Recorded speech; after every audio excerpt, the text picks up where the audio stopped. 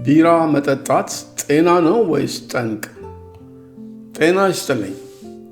ማታ ከስራ ሲወጡ ደከም ሲሎት ወይም ከጓደኞች ጋር ዘና ለማለት አንድ ቀዝቃዛ ቢራ ፉት ማድረግ ለብዙዎቻችን የተለመደ ነው። አንዳንዴም ቢራ እኮ ጤና ነው፣ ኩላሊት ያጥባል እየተባባልን እንጠጣለን። ግን በእርግጥ ቢራ ጤና ነው?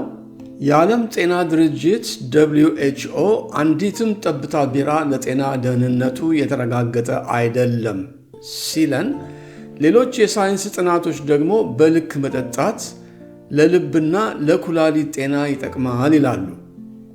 ግራ አጋቢ ነው አይደል? ዛሬ የቱ ነው እውነቱ? ቢራ መጠጣት በእርግጥ ዕድሜን ያሳጥራል ወይስ ጥቅሞች አሉት? አብረን እናያለን። በጣም የሚያስገርሙ እውነታዎችን ይዘንላችሁ ቀርበናል። እስኪ በመጀመሪያ መጥፎውን ዜና እንይ። በ2023 የዓለም ጤና ድርጅት WHO ባወጣው ሪፖርት መሠረት አልኮልን አንደኛ ደረጃ ካንሰር አምጪ ግሩፕ 1 ካርሲኖጂን በሚለው ምድብ ውስጥ አካቶታል። ይህ ማለት ምን ማለት ነው? አልኮል ልክ እንደ ትንባሆ ወይም ሲጋራ እና አስቤስቶስ አደገኛ ነው ማለት ነው። በአጭሩ ጤናማ የሚባል የአልኮል መጠን የለም። ምንም ያህል ውድ ወይም ጥራት ያለው ቢራ ቢሆንም ውስጡ አልኮል እስካለ ድረስ የካንሰር ተጋላጭነትን ይጨምራል። እንዴ ታዲያ በቀን አንዲት ቢራ መጠጣትም ይጎዳል ብላችሁ ትጠይቁ ይሆናል። አዎ፣ ጥናቶች እንደሚያሳዩት በሳምንት 2 ቢራ መጠጣት በአማካይ ዕድሜውን በአንድ ሳምንት ያሳድራል። በሳምንት 7 ቢራ መጠጣት ዕድሜውን በ2 ወር ተኩል ሊያሳጥር ይችላል። በቀን 5 ቢራ ደጋግመው የሚጠጡ ከሆነ ደግሞ በአማካይ 2 ዓመት ከዕድሜው ላይ ይቀነሳል ማለት ነው። ይህ ብቻ አይደለም። በየቀኑ 1 ቢራ የሚጠጡ ሰዎች ከማይጠጡት ጋር ሲነጻጸሩ ለአልኮል ተያያዥ የጤና ችግሮች ያላቸው ተጋላጭነት በ0.5% ይጨምራል። ይህ በግለሰብ ደረጃ ትንሽ ሊመስል ይችላል። ነገር ግን በሚሊዮን ለሚቆጠር ሕዝብ ሲታሰብ ብዙ ሰዎችን ለጉዳት ይዳርጋል።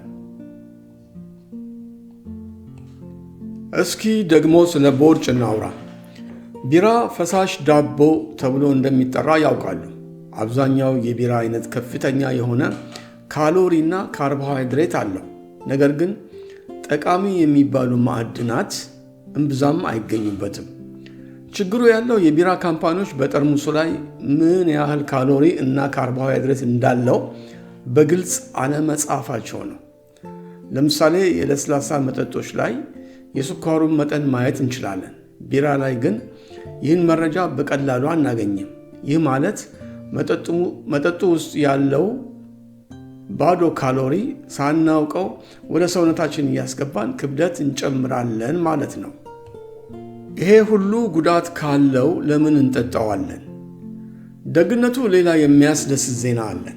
በልክ መጠጣት ሞዴሬት በሚገርም ሁኔታ አንዳንድ የጤና ጥቅሞች እንዳሉት ሳይንስ አረጋግጧል።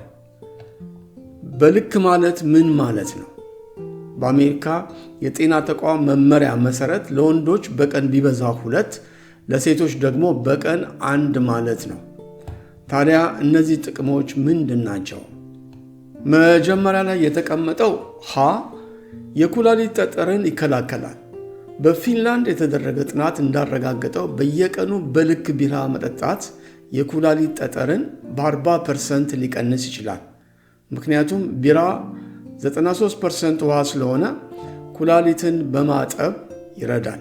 በተጨማሪም በውስጡ ያለው ሆፕስ ከተባለው ተክል የሚገኝ ንጥረ ነገር ካልሲየም በኩላሊት ውስጥ ተጠራቅሞ ጠጠር እንዳይሰራ ያግዳል። የልብ በሽታን ይቀንሳል። በጣሊያን የተደረገ አንድ ጥናት እንዳመለከተው በቀን 1 ቢራ የሚጠጡ ሰዎች የልብ በሽታ ተጋላጭነታቸው በ31% ቀንሶ ታይቷል። ይህ የሆነበት ምክንያት ቢራ ውስጥ ባሉ ተፈጥሯዊ ጸረ ኦክሲዳንቶች አንቲኦክሲዳንትስ አማካኝነት ነው። ሐመር ውሃ ኮሌስትሮልን ይቀንሳል። ቢራ የሚጠመቅበት ገብስ ቤታ ግሎካን የተባለ የሚሟሟ ፋይበር አለው።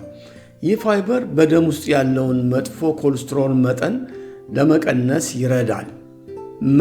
የስትሮክ አደጋን ይቀንሳል። አልፎ አልፎ በልክ የሚጠጡ ሰዎች ሙሉ በሙሉ ከማይጠጡት ጋር ሲነጻጸሩ የስትሮክ አደጋ በ12% ይቀንሳል። ነገር ግን አብዝተው የሚጠጡ ከሆነ አደጋው በ33% ይጨምራል። ሰና የመጨረሻው የደም ግፊትን ያስተካክላል። ከወይን እና ከሌሎች ጠንካራ አልኮሎች እንደ አረቄ፣ ቮድካ ጋር ሲነጻጸር ቢራ መጠጣት ለደም ግፊት የመጋለጥ ዕድልን እንደሚቀንስ የሃርቫርድ ዩኒቨርሲቲ ጥናት ያሳያል። ይህን ያክል ካልን እንግዲህ ውሳኔው የእርሶ ነው። የዓለም ጤና ድርጅት ምንም አይነት አልኮል ጤናማ አይደለም፣ ካንሰር ሊያመጣ ይችላል ይላል። በሌላ በኩል ደግሞ ልባችንን፣ ኩላሊታችንን ሊጠብቁ የሚችሉ ንጥረ ነገሮች በቢራ ውስጥ ይገኛሉ። እዚህ ላይ ዋና ቁልፍ ቃል በልክ መጠጣት ሞዴሬት የሚለው ነው። አርብ ማታ ከስራ ወጥቶ 5 እና 6 ድራፍት ደጋግሞ መጠጣት እነዚህን ጥቅሞች ወደ ጉዳት ይቀይራቸዋል። ለስትሮክ፣ ለጉበት በሽታና ለካንሰር ሊያጋልጥ ይችላል። ከዚህ በፊት ጨርሶ የማትጠጡ ከሆነ ለጤና ይጠቅማል ብላችሁ ዛሬ መጠጣት እንድትጀምሩ አንመክርም። ከጥቅሙ ይልቅ አልኮል ሱሰኝነት የመጋለጥ አደጋው የከፋ ነውና። ነገር ግን አልፎ አልፎ ከጓደኞች ጋር ማታ ላይ 1 ወይም 2 ቢራ የምትጠጡ ከሆነ ራሳችሁን በጣም ልትወቅሱ አያስፈልግም። ዋናው ነገር ራስን መቆጣጠርና ልክን ማወቅ ነው። የዛሬው መረጃ ይህን ይመስል ነበር። እናንተስ በሳምንት ስንት ቢራ ጠጣላችሁ? ይህ መረጃስ የቢራ አጠጣታችሁ ላይ ለውጥ ያመጣል ብላችሁ ታስባላችሁ? ሐሳባችሁን ታች ኮሜንት ላይ አስቀምጡልን። ቪዲዮ ከተመቻችሁ ላይክ ማድረጋችሁን አትዘንጉ። ለጓደኞቻችሁም ሼር አድርጉት። አዳዲስና አስተማሪ መረጃዎች ሁሌም እንዲደርሳችሁ ቻናላችንን ሰብስክራይብ ማድረግ እንዳትረሱ። በቀጣይ ቪዲዮ እስከምንገናኝ እንደተለመደው በያለንበት ቸር እንሰንብት። ቸስ